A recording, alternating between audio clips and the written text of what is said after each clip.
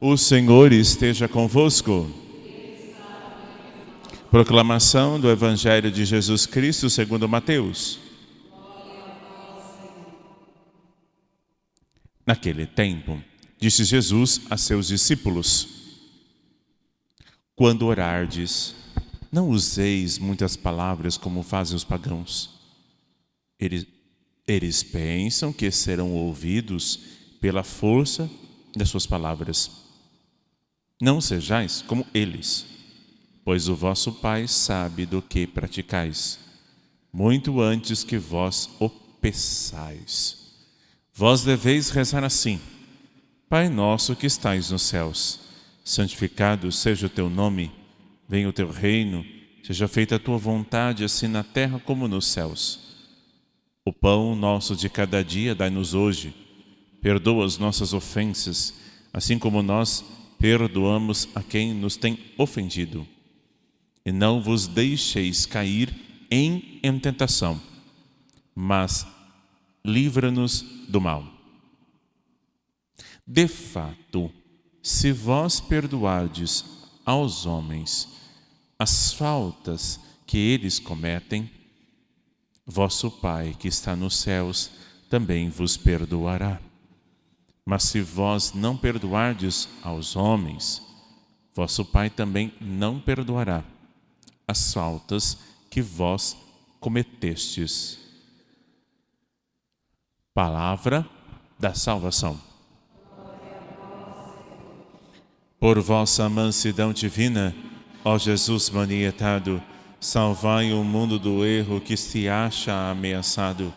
Ó Virgem dolorosíssima, as vossas lágrimas derrubaram o império infernal. Maria concebida sem pecado original, São João Fischer e São Tomás More, rogai por nós. Em nome do Pai, e do Filho, e do Espírito Santo. Amém. Queridos irmãos, amadas irmãs, hoje estamos celebrando dois santos importantes para a nossa igreja e também estamos vivendo a sequência do Sermão da Montanha. Ontem vimos jejum, oração e a penitência, ou abstinência de carne, ou uma novena em que você retira aquilo que você gosta para que a carne seja alimentada pela graça e pela vontade de Deus. Jejum, penitência e oração. E Jesus vai nos discorrer o que é a oração. O mesmo Jesus que diz: vinde a mim, vós que estáis cansados, e eu vos aliviarei. É o mesmo Jesus que vai dizer: entra no teu quarto, feche a porta e reze ao teu Pai que está escondido, e Ele ouvirá a sua oração. É o mesmo Pai que também diz: tomai todos e comei, tomai todos e bebei, fazei isto em memória de mim. A missa é a oração de todas as orações, a oração perfeita. É o culto agradável a Deus. Depois da missa, o Santo Terço, porque contempla a paixão de Nosso Senhor. E o pano de fundo são as Ave-Marias e o Pai Nosso. Mas muitos dizem: não, eu rezo em casa. Não, eu confesso diretamente com Deus. Eu não preciso da igreja. Mas é o mesmo Deus que pede que a gente reze. Onde estiver um ou dois, eu estarei no meio deles. É o que estamos fazendo hoje. O que é rezar? Aqui no Brasil tem uma separação: rezar e orar. Mas em qualquer parte do mundo, isso não são sinônimos. É símbolo da mesma coisa. O rezar e orar.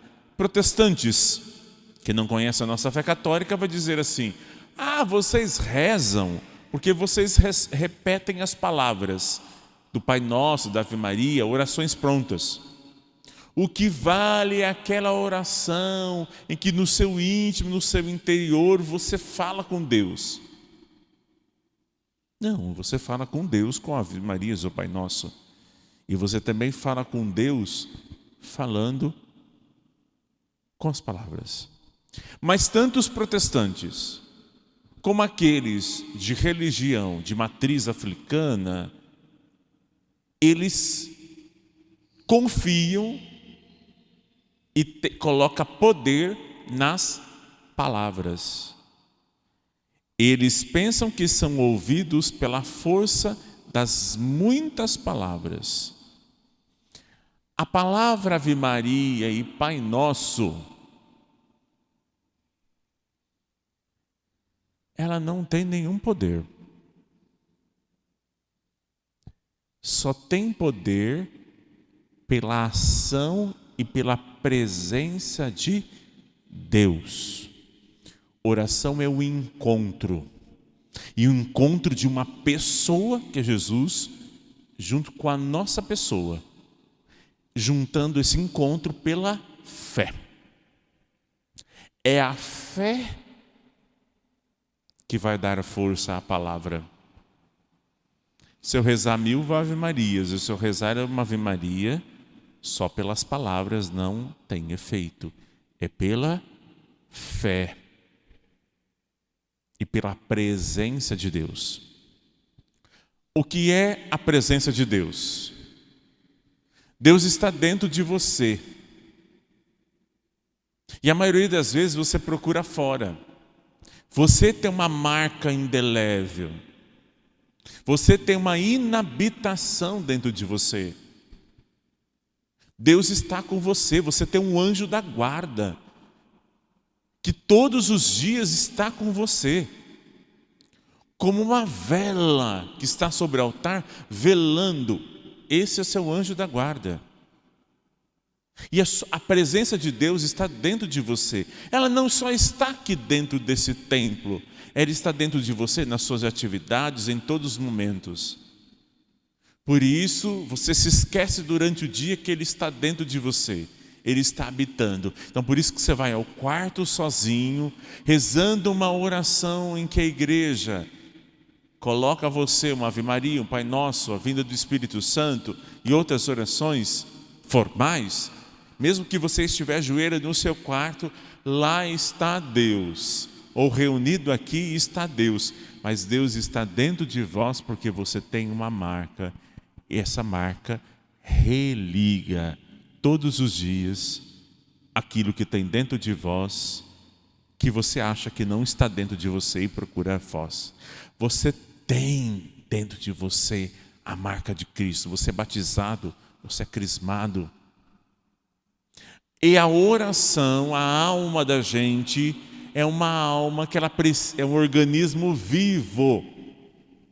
E ela precisa da oração, senão ela não para em pé.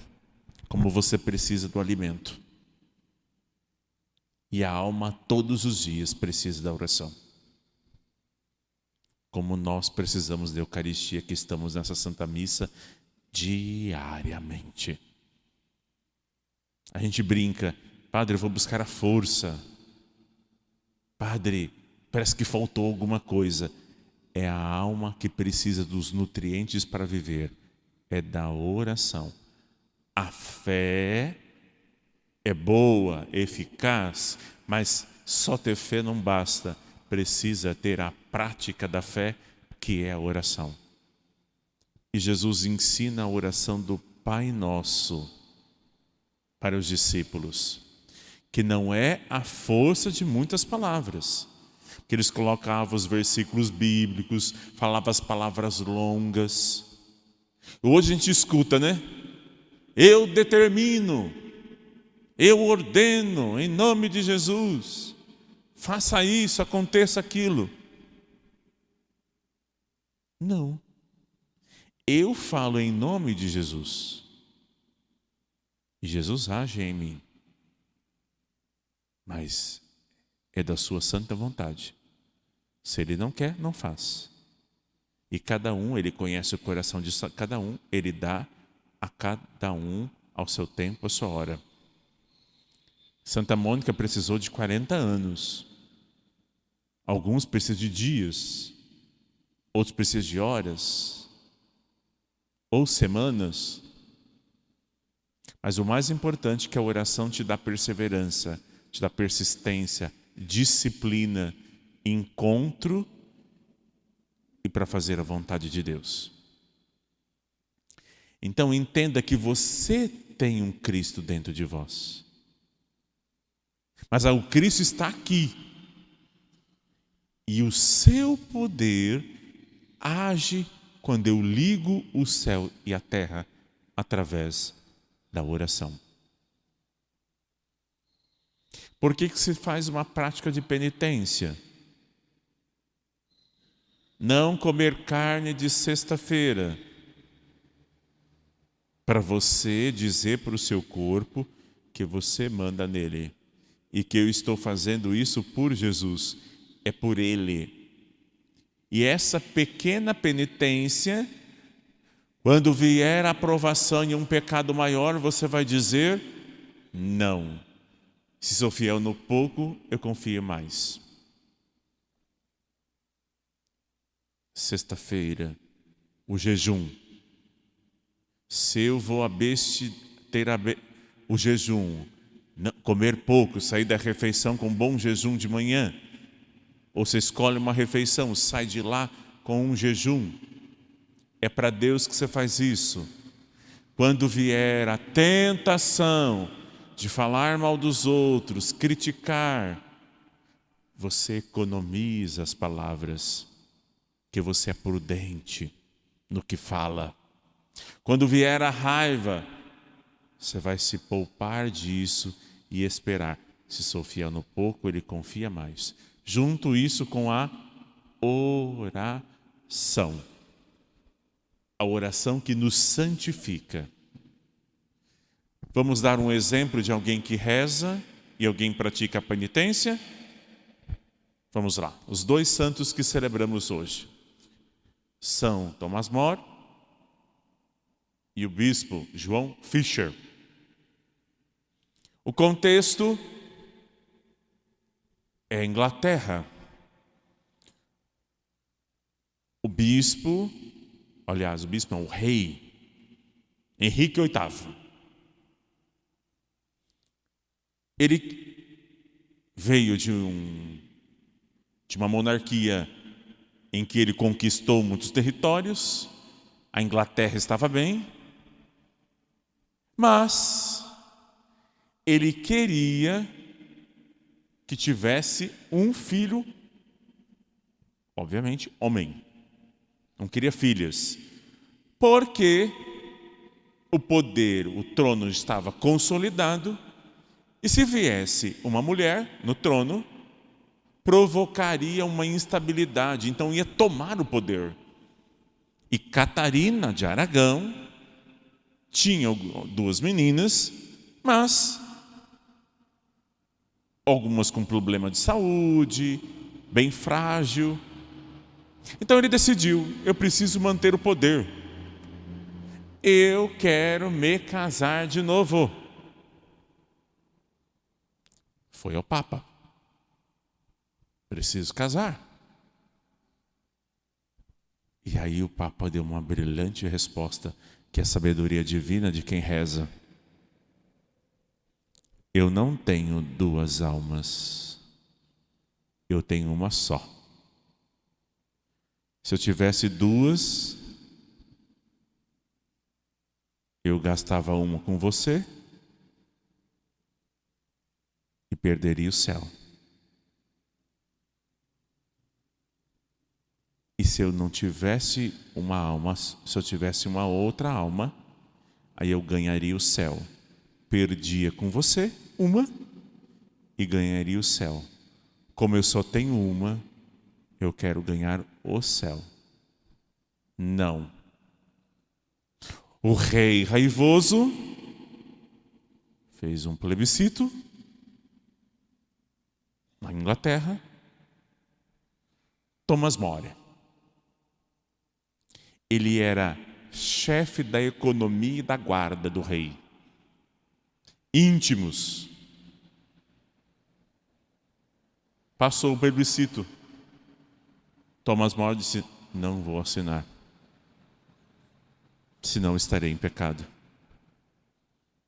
E fez homilias e discursos dizendo: não vou assinar. No dia do seu julgamento, um irmão próximo disse assim: é só uma assinatura, você vai morrer. Ele lembrou do bispo: eu não tenho duas almas, só tenho uma. Quero ir para o céu. Aí o Papa disse assim: vou fazê-lo cardeal, assim ele vem para Roma, ele livra da guilhotina. O rei disse assim: que não chegue o chapéu cardinalístico aqui, eu mandarei a cabeça antes, e lá colocará o chapéu. Ele disse: é uma assinatura, e eu não vou assinar. Eu assinarei, e foi guilhotinado.